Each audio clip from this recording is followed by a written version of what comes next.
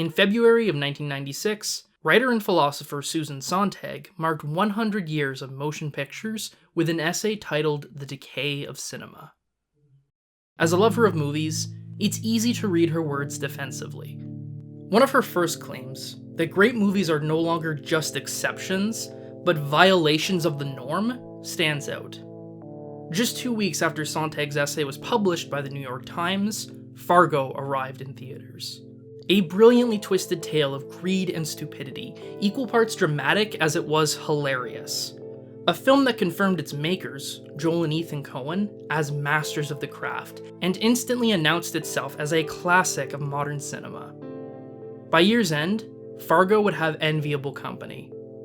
European auteurs Mike Leigh and Lars von Trier would release their most acclaimed movies in Secrets and Lies and Breaking the Waves, while a young British director named Danny Boyle was launched to superstardom by an energetic movie called Trainspotting. And there were other young directors too, with little movies Bottle Rocket, Hard Eight, and Bound becoming the first steps for generation-defining filmmakers Wes Anderson, Paul Thomas Anderson, and the Wachowski sisters. Two radically different Shakespeare adaptations epitomize the continued versatility of the bard on film, while desire found expression unlike any other in David Cronenberg's Crash.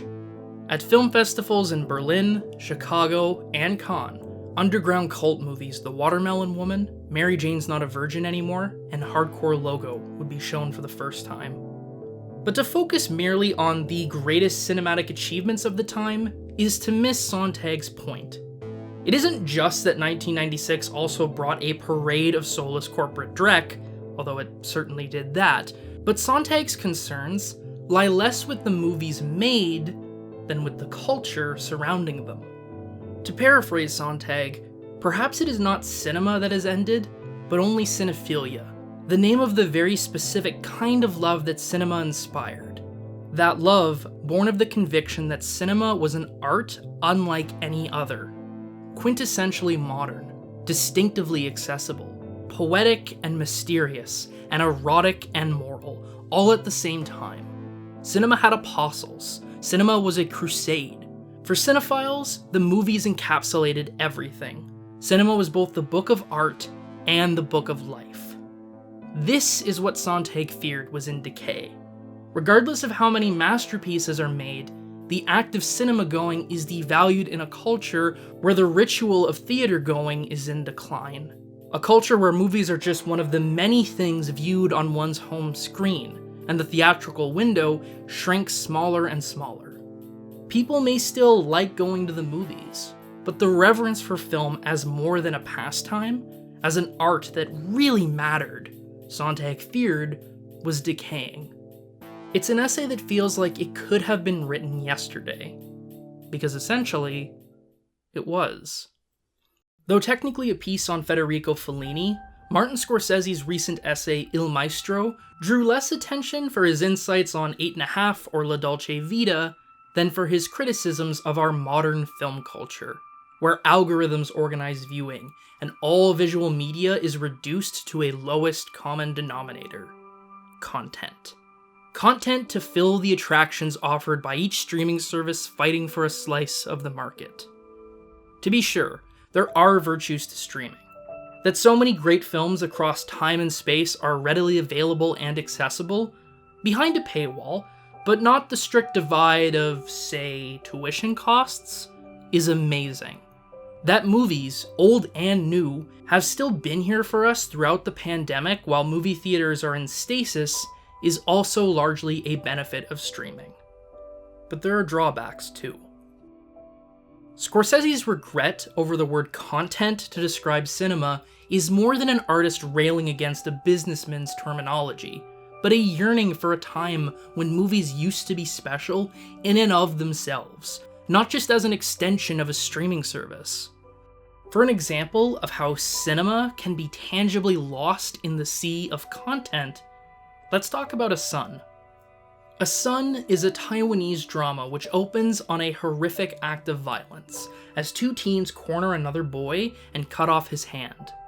From there, the film follows the accomplice to the act, as the fallout from the crime weighs down on he and his family. Directed by Zhong Meng Hung, A Son is a pretty special movie.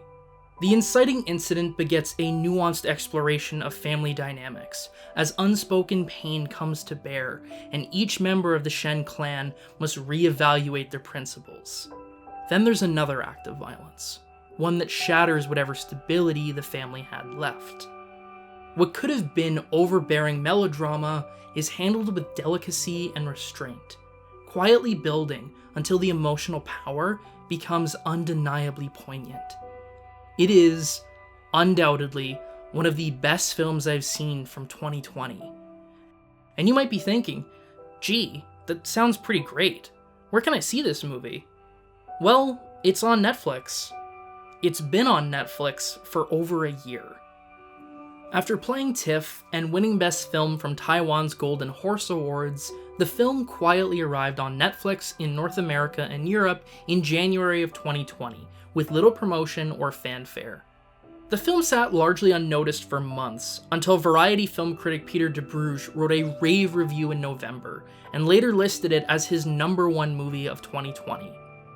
On its own merits, A Son has always been great cinema, but lost in the abyss of Netflix, it became just more content. And you'll notice that A Son debuted before the pandemic. This wasn't a movie that got lost in the COVID shuffle. It's just content Netflix never had much faith in. Without a franchise, rockstar celebrities, or an elevator pitch high concept, how is a quiet drama like A Son supposed to find an audience without care from its distributor? But this isn't just an issue for introspective foreign language cinema. Even movies from big directors are unceremoniously dumped on streaming. Take a film from, perhaps, the biggest of all directors. How do you do, ladies and gentlemen? This is Orson Welles. In 2018, Netflix did the impossible, and finished Orson Welles' long incomplete final feature, The Other Side of the Wind. Originally shot throughout the 1970s, the film was shelved for decades due to all sorts of complicated rights issues, before Peter Bogdanovich and Frank Marshall were able to oversee the completion of the film's editing. Netflix even went the extra mile and produced an original documentary called They'll Love Me When I'm Dead, at once a document of the other side of the wind's turbulent production, and a moving reflection on the final years of Welles' life. I really can't overstate the significance of this. A movie that might have been buried forever had been resurrected thanks to the passion of a ton of people who really cared. And for a brief moment, it was like Orson Welles was still alive. The film was screened at a couple film festivals before hitting Netflix in November. And despite some rapturous praise, the movie quickly faded from public discussion. The hardcore cinephiles who knew the film's history immediately sought it out, but Netflix made no effort to push the film to its immense user base, despite spending millions on its completion. The Other Side of the Wind was simply dumped on the platform with everything else. Well, here it is, if anybody wants to see it. Now I realize that this is an exceptional example and not something likely to be replicated on streaming platforms moving forward. But that's also kind of the point, isn't it? The Other Side of the Wind is exceptional, a once-in-a-lifetime cinematic event. That the movie even exists at all is some kind of miracle, and that it ended up being a fantastic farewell from one of the cinema's most treasured voices is pure joy. But it's also content. Content Netflix's algorithm had no incentive to really push. Some might not see an issue with this. Netflix's algorithm is designed to appeal to individual users after all, recommending them movies and TV shows likely to satisfy them based on their watch history. But this prompts one of Scorsese's key questions. If further viewing is suggested by algorithms based on what you've already seen, and the suggestions are based only on subject matter or genre, then what does that do to the art of the cinema? And based on the data, what the algorithm seems to do is suggest a return to the familiar, with breezy sitcoms like Friends and The Office dominating recommendations and users' time with the app. There's a reason why Netflix put up $100 million just to license Friends for another year in 2018, or that NBC's growing Peacock service uses The Office as its primary bartering tool in its streaming plans. I don't mean to mock these shows themselves. We all need our comfort food entertainments after all. But in pushing these comforts so brazenly, how is a user supposed to discover anything new? Perhaps the problem is in the language. User implies a customer to be satiated. Where's my burrito? Not a thinking, breathing person. I know my best discoveries haven't come from algorithms, but curation, where actual human beings selected the movies. Some of my fondest cinema-going memories are from high school, when my buddy loaned me stacks of horror movie DVDs that he loved and thought I'd like too. And that was wonderful. Not necessarily because every movie was a stone-cold masterpiece, although some absolutely were, but because there was a human connection to the film experience. Trading movies was a way to deepen our friendship, and we're still friends to this day. And even when there hasn't been person-to-person sharing, curation has still enriched my journey as a cinephile.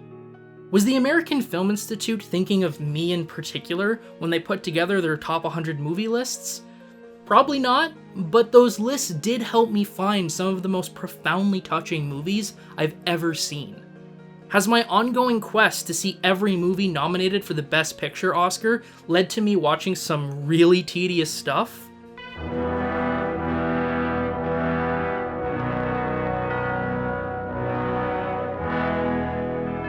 You bet your ass it has. But through that quest, I've also found some really rewarding gems I may never have found otherwise.